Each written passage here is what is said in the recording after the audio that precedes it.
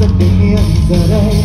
Chỉ còn là nỗi tiếc anh chưa bao giờ muốn nghe nhắc về em, chưa khi nào một giờ nghĩ về em, chưa phút nào thuộc về em, chưa từng một giây nào muốn yêu em. Anh là kỷ niệm chỉ mong ước thật lâu, đi một cuộc tình từng rất đậm sâu. Ta mới vì đã gặp được nhau, kiếp này sẽ như đang ngàn năm qua bao. You're the only one I know, darling, no. You're the only one I love, kiếp này sẽ như đang ngàn năm qua bao.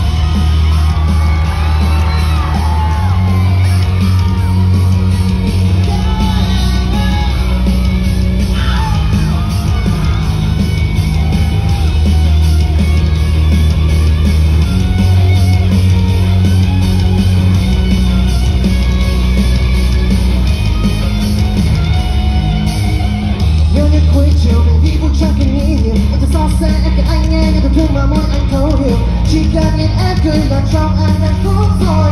Ta thường nghĩ mình như người em trong khi nó mãi ơi.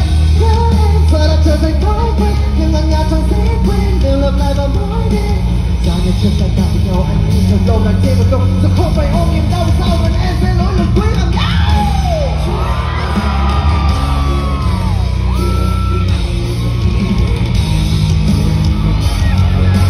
Chưa từng một giây nào mình yêu em.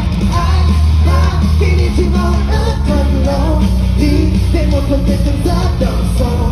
Cảm ơn vì đã gặp được nhau, kiếp này sẽ như đã ngàn năm qua bao. You're the only one I know, you're the only one I know, you're the only one I love, kiếp này sẽ như đã ngàn năm qua bao. You're the only one I love, you're the only one I love, you're the only one.